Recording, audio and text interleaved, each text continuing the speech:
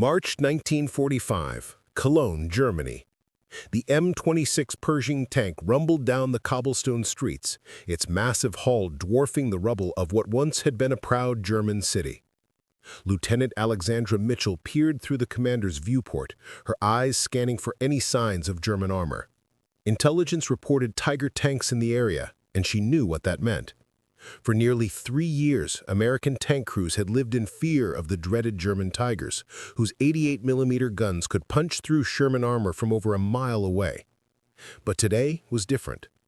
Today, she commanded something new, something the Germans hadn't faced before. Before we jump back in, tell us where you're tuning in from, and if this story touches you, make sure you're subscribed, because tomorrow I've saved something extra special for you. The Pershing's 90mm main gun protruded menacingly from its turret, a silent promise that the days of American armor inferiority were over. Alexandra's tank was one of only 20 such vehicles in the entire European theater, rushed into combat in a desperate bid to counter the German heavies that had dominated the battlefield since 1942. Nothing about this experimental weapon suggested it would become a psychological turning point in the war. Yet, within weeks, German Panzer commanders would report a stunning shift in battlefield dynamics, with some crews abandoning their positions at the mere sight of the new American tank. The story begins not with triumph, but with desperation. When the first photographs of the German Tiger tank reached American intelligence officers in late 1942, the response was alarmed, bordering on panic. The Tiger looked unlike anything the Allies had faced, a behemoth with nearly 4 inches of frontal armor and an 88mm gun capable of destroying any Allied tank at ranges exceeding 1,500 yards. To American tankers, who had entered the war with the woefully inadequate M3 Grant and later upgraded to the M4 Sherman, this German creation seemed like a nightmare come true.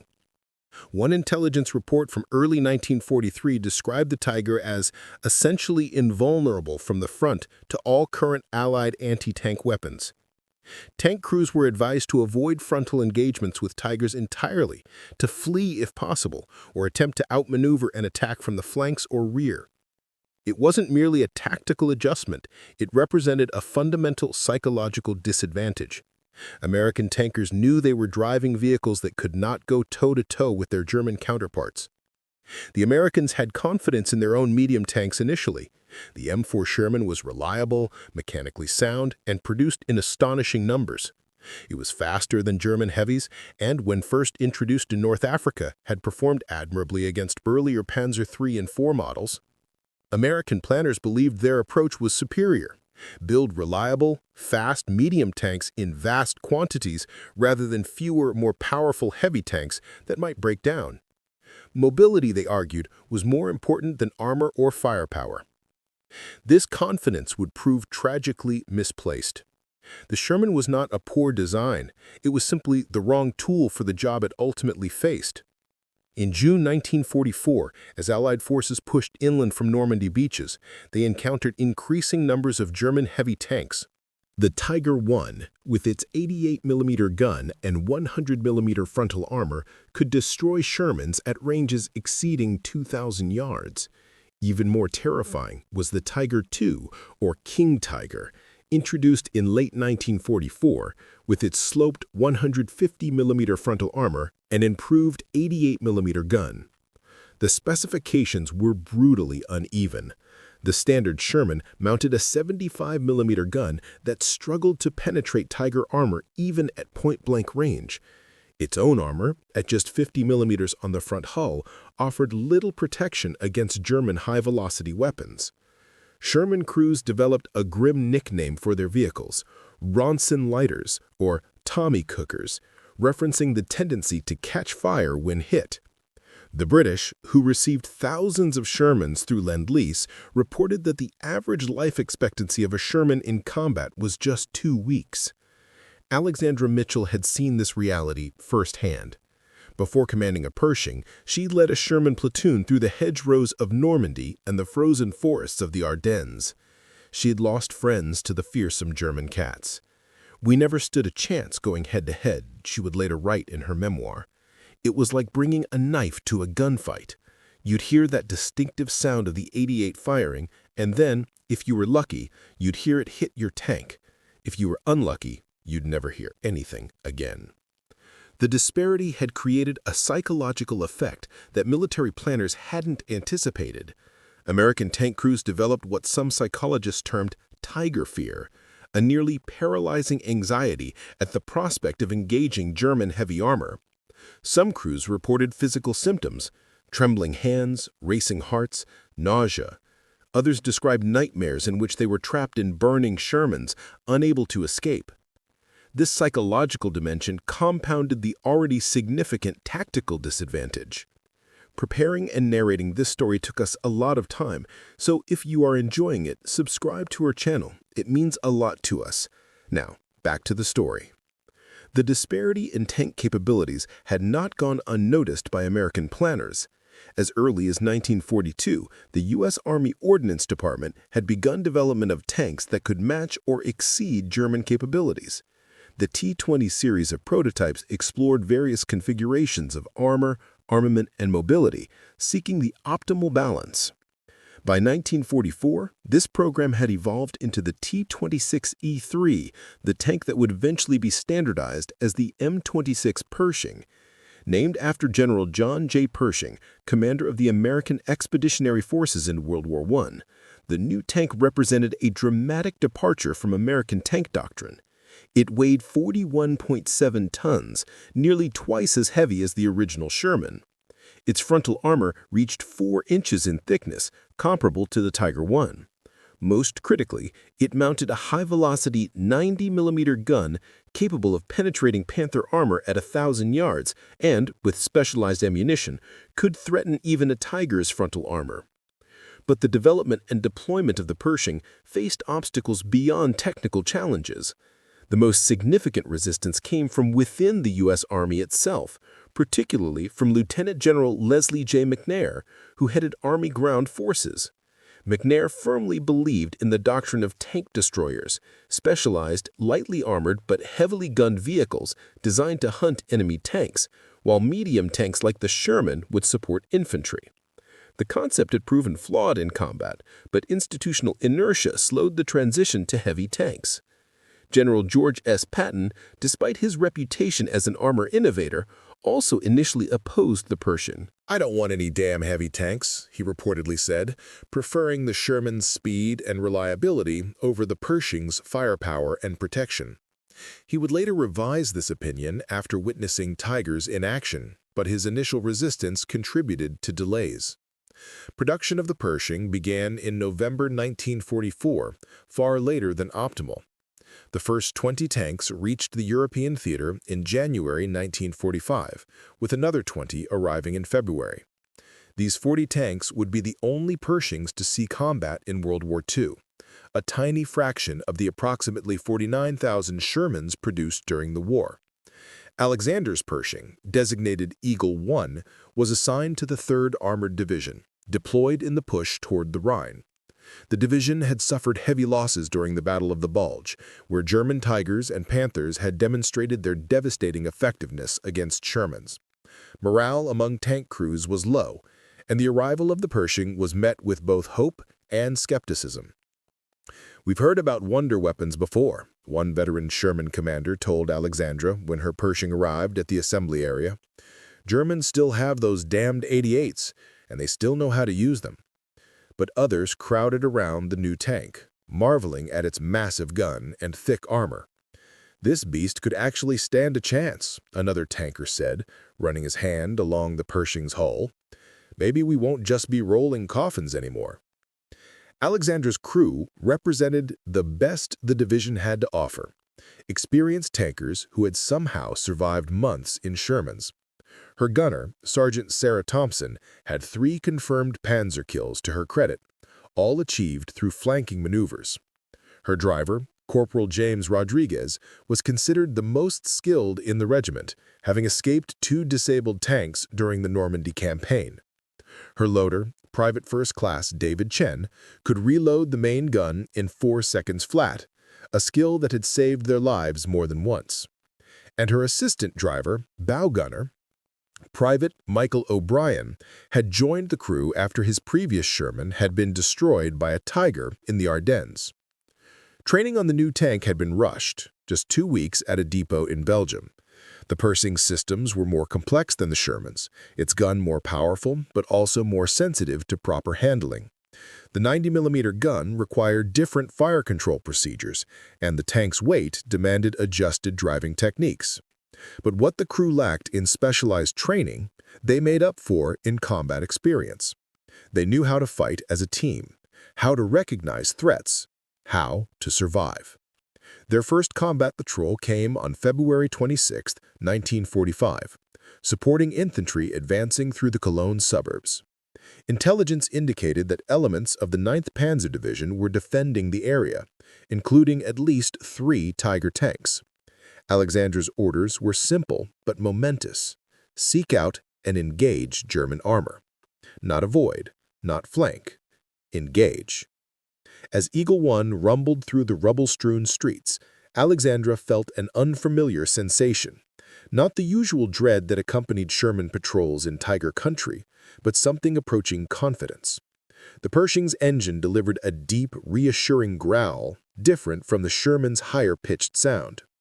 The tank felt solid, planted, powerful. For the first time since encountering German heavy tanks, she felt like she had a fighting chance. The radio crackled with reports from infantry scouts, tank treads heard near the cathedral, possibly a Tiger moving into position to ambush advancing forces. Alexandra directed her driver toward the massive Gothic structure that dominated Cologne's skyline, its spires somehow still standing despite the destruction all around. The Pershing moved cautiously, its 90mm gun traversing slightly as Thompson scanned for targets. The cathedral square was eerily quiet when they arrived. Debris littered the open space, and several buildings showed signs of recent shelling. Alexandra ordered a halt at the corner of the square, keeping the tank partially concealed behind a damaged apartment building.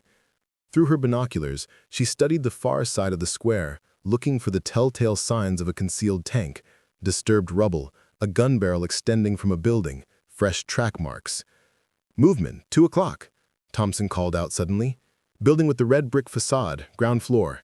Alexandra swung her binoculars in that direction and caught a glimpse of what might have been a tank's mantelet withdrawing into the shadows of a bombed-out department store. "Identified," Alexandra confirmed. "Tiger, hiding in the department store, range approximately 300 yards. She felt her heart rate increase, but not with the paralyzing fear that had accompanied previous Tiger encounters. This time, the adrenaline sharpened her focus. "Load armor piercing." Inside the turret, Chen slammed a massive 90mm round into the breech. "Up," he called, indicating the gun was loaded. "Driver, advance to firing position," Alexandra ordered. "Gunner, target center mass when he shows himself." The Pershing rolled forward into the square, its tracks crunching over broken concrete and glass. It was a deliberate provocation, showing themselves to draw out the Tiger. Standard doctrine would have considered such a move suicidal, but Alexandra was counting on 2 factors: the Tiger commander's confidence in his vehicle's superiority against what he would assume was another Sherman, and the Pershing's actual ability to win the ensuing duel. The gambit worked. The Tiger emerged partially from its hiding place, its massive 88mm gun swinging toward what its crew must have initially thought was a standard American medium tank. There was a moment, less than 2 seconds, where Alexandra could almost sense the German commander's realization that he was facing something new, something different. But that moment of hesitation was all Thompson needed. "Target acquired," she announced calmly. "Fire," Alexandra commanded. The Pershing's 90mm gun roared, its muzzle blast shattering windows that had somehow survived the previous bombardment. The armor-piercing shell crossed the square in a fraction of a second, striking the Tiger precisely where Thompson had aimed, the lower front hull, one of the few vulnerabilities in the German tank's otherwise formidable armor. The impact was immediate and catastrophic. The American shell punched through the Tiger's armor, detonating ammunition stored inside. The resulting explosion lifted the turret partially from the hull before it crashed back down at an angle. Black smoke poured from every hatch and opening. For several seconds, the Pershing crew sat in stunned silence. They had just done something almost unheard of in the European theater, destroyed a Tiger tank with a frontal shot. It wasn't supposed to be possible, not with American tanks. "Confirmed kill," Alexandra finally said. her voice steady despite the enormity of what had just occurred. "Driver, circle the square. Let's make sure there aren't any more surprises." Word of the engagement spread quickly through American forces. By nightfall, the story had reached division headquarters. By the following day, it had spread to neighboring units. The psychological impact extended beyond that single encounter. American tank crews, long accustomed to avoiding direct confrontation with German heavies, suddenly had proof that the dynamic had changed. For German forces defending Cologne, the appearance of the Pershing represented a shocking development. Interrogation of captured Panzer crews revealed that initial reports were met with disbelief. American tanks that could penetrate Tiger armor frontally? Impossible, they thought. German tank doctrine had been built around the assumed superiority of their heavy tanks. The possibility that Americans now fielded a comparable vehicle undermined a fundamental psychological advantage. Major Klaus Schumacher, commanding a detachment of 3 Tigers defending approaches to the Rhine bridges, received reports of the new American tank with growing concern. The Americans were supposed to be limited by their industrial philosophy, he would later write in his memoirs. They built adequate tanks in massive numbers, while we built superior tanks in limited quantities. The appearance of a qualitatively comparable American tank represented the worst of both worlds. What if they could now produce superior tanks with their massive industrial capacity? Alexandra's next engagement came 3 days later, during operations to secure the western bank of the Rhine. Her Pershing, along with 2 others that had been assigned to the division, formed the spearhead of an attack against German forces dug in around several key intersections. Intelligence indicated at least 5 Panther tanks supporting infantry with anti-tank weapons. The Panthers, while not as heavily armored as the Tiger, were still formidable opponents. Faster, with sloped armor that made them effectively impervious to the 75mm guns on standard Shermans. Their 75mm high-velocity guns could penetrate Sherman armor at ranges exceeding 1,000 yards. Before the Pershing, American tactics against Panthers involved the same approaches used against Tigers.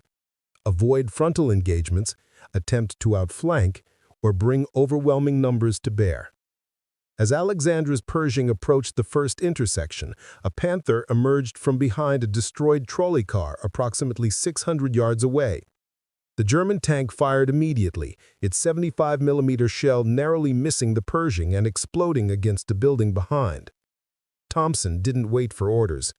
The 90mm gun roared in response, the shell striking the Panther's turret and penetrating with ease.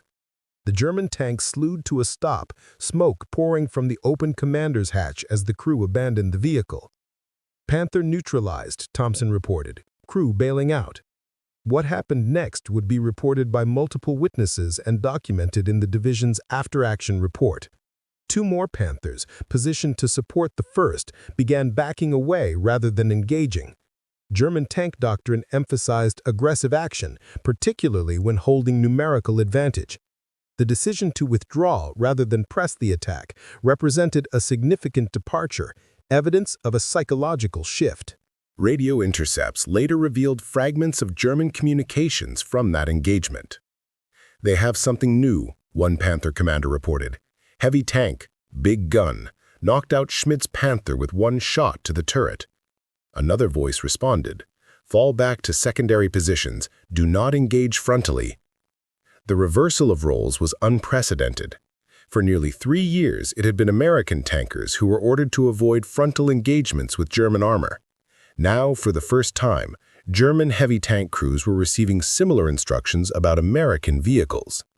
By mid-March 1945, the presence of the Pershing had altered tactical dynamics across the 3rd Armored Division's area of operations. German armor was becoming increasingly hesitant, choosing ambush tactics over direct confrontation. While this made them harder to find, it also reduced their offensive impact. The psychological advantage of having a tank that could go toe-to-toe with the best German armor rippled through American forces, boosting morale among tankers who had spent years feeling outgunned. Alexandra's Pershing would claim 3 more German tanks before the war ended, 2 Panthers and another Tiger, establishing it as one of the most successful American heavy tanks of the war. But the vehicle's impact extended far beyond its direct combat record. The Pershing had broken the myth of German tank invincibility, giving American crews renewed confidence and forcing German commanders to reconsider tactics they had relied on for years. In the hierarchy of battlefield psychology, few shifts are as significant as the transition from hunter to hunted. For years, German heavy tank crews had operated with the confidence of apex predators, secure in the knowledge that they could destroy American tanks with relative impunity.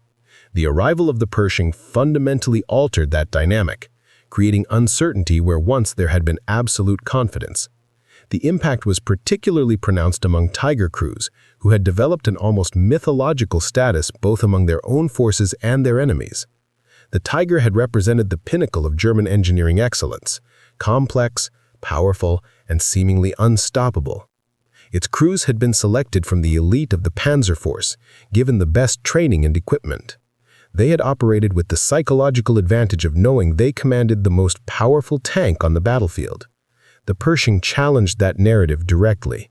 It wasn't just that American industry had finally produced a tank with comparable capabilities. It was the timing and psychological context. The Pershing arrived at a moment when German forces were already under immense pressure, facing material shortages and the collapse of their strategic position. The appearance of an American tank that could challenge their best weapons struck directly at one of the few remaining sources of tactical confidence. March 1945, the war in Europe was entering its final phase. American forces had crossed the Rhine River, the last major geographical obstacle to the German heartland. The Third Reich was collapsing, but its army still fought with desperate determination. In this chaotic landscape, the psychological impact of the Pershing tank continued to ripple through both American and German forces, altering tactical decisions and combat psychology in ways that extended far beyond its limited numbers. Before we jump back in, tell us where you're tuning in from, and if this story touches you, make sure you're subscribed, because tomorrow I've saved something extra special for you. Lieutenant Alexandra Mitchell stood in the turret of her Pershing, designated Eagle 1, as it led a column of tanks toward the German industrial city of Kassel. The morning sun glinted off the tank's olive-drab paint, highlighting the scars and dents from previous engagements, badges of honor for a vehicle that had already changed the psychological dynamics of armored warfare on the Western Front. Intelligence reports indicated elements of the 11th Panzer Division were defending the city, with at least 4 Tiger IIs, the dreaded King Tigers, supporting infantry positions along the main approaches. All Eagle elements, this is Eagle 1. Alexandra spoke into her throat microphone. Remember our briefing. King Tigers are still dangerous, even to us. Aim for the lower hull or turret ring. Don't get overconfident. She was addressing not just her own crew, but the commanders of the 5 other Pershings that had recently been assigned to the division. The success of the initial Pershing deployments had prompted higher command to concentrate the scarce vehicles for the push into Germany proper. Her gunner, Sergeant Sarah Thompson, nodded in acknowledgement. In the 6 weeks since their first engagement in Cologne, Thompson had developed an almost supernatural ability to spot concealed German armor before anyone else. Her 3 confirmed kills had earned her a reputation among both American and German forces. German radio traffic, intercepted and translated by intelligence units, had begun referring to a tank with a female gunner that seemed to find Tigers no matter how well they were hidden. Movement at 11 o'clock just behind that factory chimney. Track pattern consistent with King Tiger. Alexandra swung her binoculars toward the position Thompson had indicated and caught a glimpse of what might have been a tank's gun barrel withdrawing into cover. The King Tiger, officially the Tiger II, represented the pinnacle of German heavy tank development, weighing in at nearly 70 tons, with frontal armor up to 180 millimeters thick, and mounting the devastating long-barreled 88 millimeter gun. It was the most formidable tank of the war. Even the Pershing's 90 millimeter gun would struggle to penetrate its frontal armor beyond close range. All Eagles, halt and establish overwatch positions. Eagle 1 will advance to draw fire. Eagles 2 and 3 prepare to engage any target that reveals itself. This was a tactic they had developed specifically for dealing with the heaviest German armor, using one Pershing to provoke the enemy, while others watched for the telltale muzzle flash or movement that would reveal the German position. It was risky, putting one tank in the line of fire, but it played on a growing reality. German tankers were becoming increasingly hesitant to engage Pershings, often holding fire until the last possible moment rather than revealing their positions early. Eagle 1 advanced slowly into the open area before the factory complex, its engine growling steadily.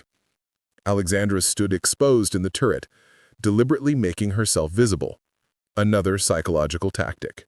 German tankers had learned to look for the distinctive silhouette of a tank commander, knowing that a vehicle without a visible commander was likely buttoned up and ready for combat. "Still nothing," Thompson reported, scanning methodically through her sight. "They're being patient." The Pershing had covered approximately 200 yards of open ground when the King Tiger finally revealed itself. The massive German tank emerged from behind a partially collapsed factory wall, its long 88mm gun already traversing to track the American vehicle. But the German's hesitation had cost him the critical advantage of the first shot. Eagles 2 and 3, watching from concealed positions, had spotted the movement instantly. "Target identified," came the call from Eagle 2. "Firing now." Two Pershing 90mm guns fired almost simultaneously, their shells streaking toward the German behemoth. The first round struck the King Tiger's track assembly, not penetrating, but severing the track and immobilizing the vehicle. The second hit the turret ring, the narrow gap between the turret and hull that represented one of the few vulnerabilities in the King Tiger's otherwise impenetrable frontal armor. The German tank slewed sideways, its damaged track causing it to pivot violently. Smoke began pouring from the turret hatches, followed moments later by flames. The crew attempted to escape, but only 2 of the 5 men made it out before the ammunition ignited, creating a catastrophic explosion that launched the massive turret completely off the hull. "Confirmed kill," Alexandra announced calmly. "Well done, Eagles 2 and 3. What happened next would be documented in multiple after-action reports and confirmed by prisoner interrogations. 3 more German tanks, a King Tiger, and 2 Panthers that had been concealed in nearby positions began withdrawing rather than engaging the Pershing formation. They abandoned prepared fighting positions, sacrificing tactical advantage rather than facing the American heavy tanks directly. Preparing and narrating this story took us a lot of time, so if you're enjoying it, subscribe to our channel. It means a lot to us. Now, back to the story. A German radio operator, captured later that day, would provide crucial insight into the psychological impact of the engagement. After the first King Tiger was destroyed, he reported during interrogation, the battalion commander ordered all remaining tanks to withdraw to secondary positions. He said, "We cannot afford to lose more Tigers to these new American tanks. Fall back and set up ambush positions along the eastern approach." This represented a dramatic reversal of German armored doctrine, which had emphasized aggressive action and maintaining the initiative. For nearly 3 years, German heavy tanks had been the hunters on the battlefield. Now, increasingly, they were becoming the hunted, adapting tactics that American Sherman crews had been forced to employ against them, avoiding direct confrontation, relying on ambush, and engaging only when holding overwhelming advantage. The psychological impact extended beyond tactical decisions. German tank crews, particularly those in Tigers and King Tigers, had operated with an almost invincible self-image, secure in the knowledge that their vehicles outclassed anything the Allies could field. This confidence had been a force multiplier, allowing outnumbered German tanks to dominate much larger formations of Allied vehicles. The appearance of the Pershing, a tank that could not only survive hits from the vaunted 88mm gun, but also penetrate German heavy armor, shattered this psychological advantage. Oberleutnant Hans Weber, a veteran Tiger commander captured near Kassel, provided perhaps the most telling statement during his interrogation. "We had heard rumors of a new American tank," he told intelligence officers, "but did not believe they could produce something to match our Tigers. The first time I saw a Pershing through my periscope, I felt something I had not experienced in 3 years of tank warfare: doubt." Weber's doubt represented more than personal uncertainty. It signified a foundational shift in battlefield psychology. As word of successful Pershing engagements spread through both American and German forces, the mystique of German armor invincibility began to crumble. American tankers, who had lived for years with the knowledge that their Shermans were outclassed, suddenly found themselves with a fighting chance. German crews, accustomed to technical superiority, faced the unfamiliar prospect of meeting an equal or superior opponent. Colonel Elisha Winters, commanding the 3rd Armored Division's tank regiment, recognized the psychological impact early. After reviewing reports from the first Pershing engagements, she issued a directive that fundamentally altered how information about the new tanks was disseminated. "Ensure all tank crews hear about successful Pershing engagements against German heavies," she ordered. "Make sure every Sherman commander knows that we now have tanks that can go toe-to-toe with Tigers." This deliberate information strategy amplified the psychological impact of the Pershing far beyond its actual combat presence.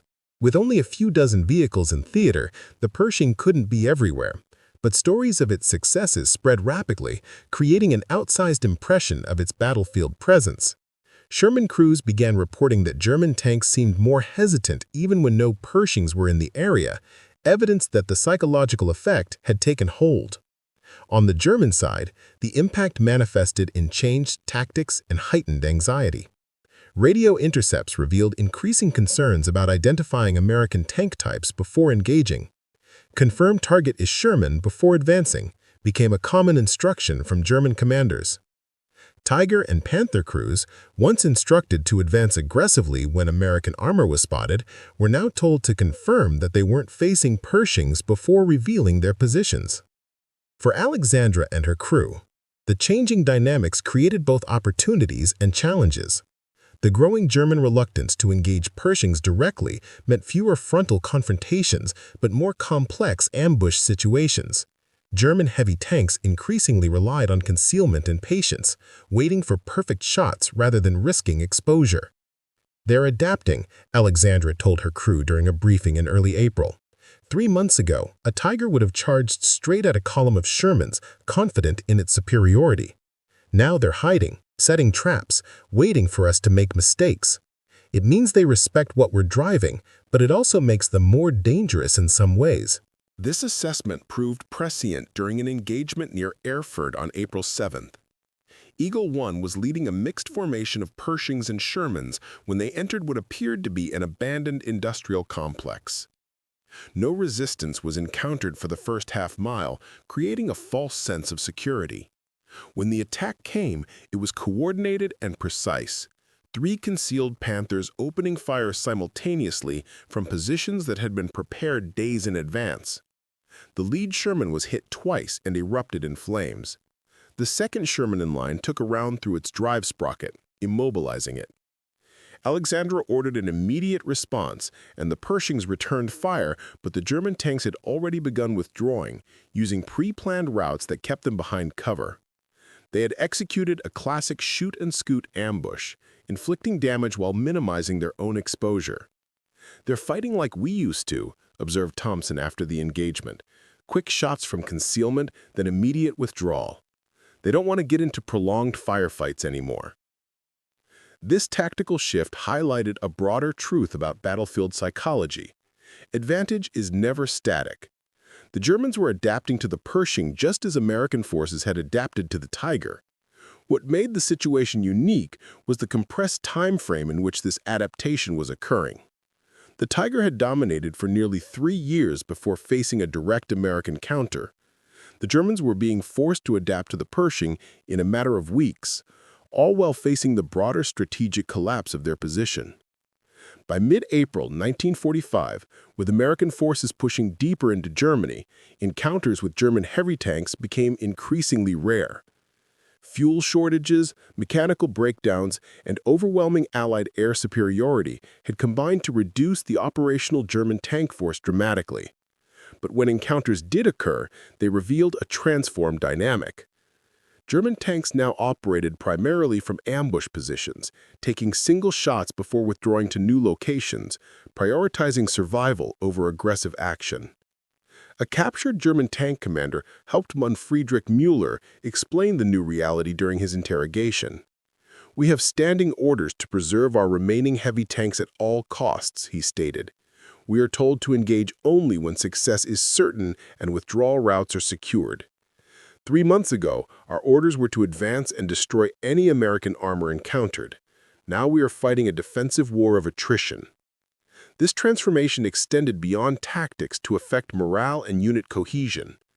German tank crews had drawn significant psychological strength from their technical superiority. As that advantage eroded, it compounded the broader collapse in German military morale. Reports from captured crewmen indicated increasing instances of tanks being abandoned intact when mechanical problems occurred, rather than crews attempting repairs under fire, a sign that the will to continue the fight was fading. Alexandra witnessed this reality firsthand during an advance toward Leipzig in late April. Her Pershing rounded a bend in a rural road to find a Panther abandoned on the shoulder, its engine still running. Technical examination later revealed no significant damage or mechanical failure that would have necessitated abandoning the vehicle. The crew had simply left a perfectly functional tank rather than continue fighting in an increasingly hopeless situation. "They're breaking," Alexandra noted in her command log that evening. "Not just tactically, but psychologically. The mystique of German armor superiority was part of what kept them fighting against overwhelming odds. Now that's gone, and they're facing the reality of their situation." This psychological dimension had not been anticipated by American planners when developing the Pershing. The tank had been designed to address a straightforward tactical problem: the inability of Shermans to engage German heavy tanks effectively.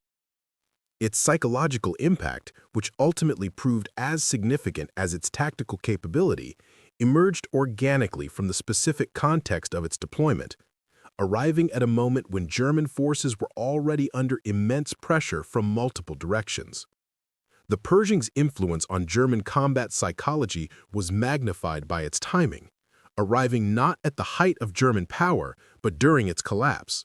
This created a multiplier effect, where the tank's impact was felt far beyond the actual engagements it participated in. As one intelligence analyst noted in an April 1945 report, "The Persians' greatest victory may be in the engagements that never happen. German tanks withdrawing rather than fighting, crews surrendering rather than continuing resistance." For Alexandra and her crew, this broader impact became apparent in the war's final weeks.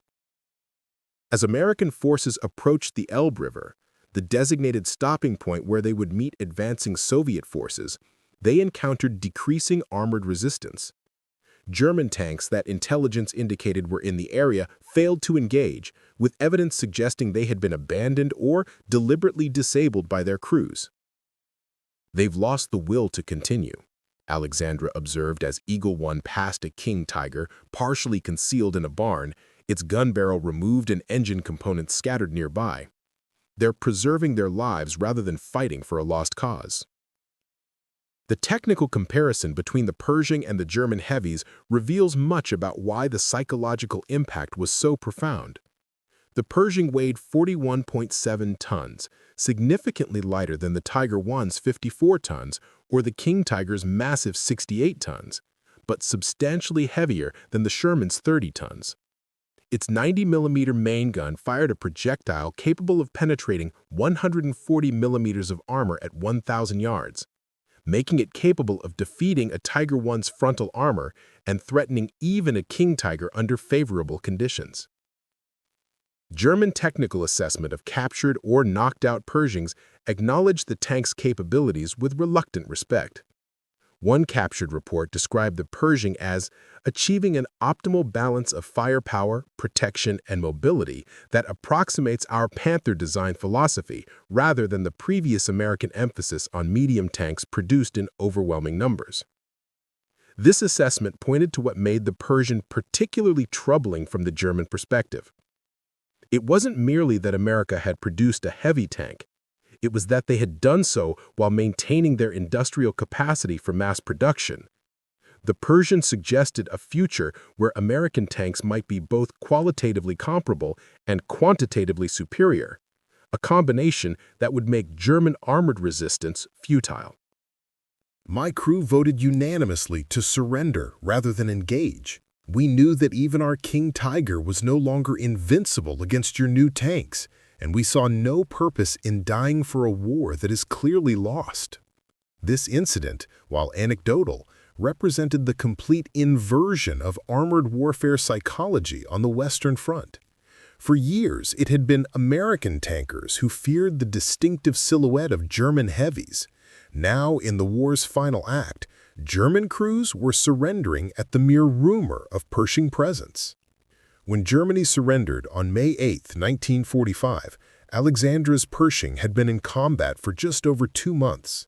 In that brief period, it had destroyed 5 German tanks and captured 3 more through surrender. But its impact extended far beyond this direct combat record. The Pershing had arrived at precisely the moment when German forces were most psychologically vulnerable, when the erosion of their technical advantage compounded already deteriorating morale. The Pershing didn't win the war, Alexandra would later write in her memoirs. The war was already being won by countless factors: Allied air power, overwhelming industrial capacity, the Eastern Front, and the courage of soldiers in obsolescent Shermans who kept fighting despite the odds. What the Pershing did was break the final psychological pillar of German resistance, their belief in the inherent superiority of German armor. Once that was gone, the end came quickly. The broader lessons of the Pershing's deployment extended beyond World War II to influence Cold War tank doctrine. The psychological impact of fielding qualitatively superior armor had been demonstrated conclusively, leading both American and Soviet planners to prioritize tank development that could establish clear technological advantages. The M26 Pershing itself would continue serving through the Korean War, where it would again demonstrate the psychological impact of fielding superior armor against an opponent equipped with obsolescent tanks. For the men and women who crewed Pershings in those final months of World War II, the experience left an indelible mark. They had participated in a rare moment in military history, a clear inflection point where technological change directly altered battlefield psychology. Alexandra Mitchell would go on to a distinguished post-war career, eventually becoming one of the first female colonels in the U.S. Army's armor branch, where she would train a new generation of tank commanders on the lessons learned in those pivotal engagements of 1945. The legacy of the Pershing tank transcended its limited production numbers and brief combat deployment.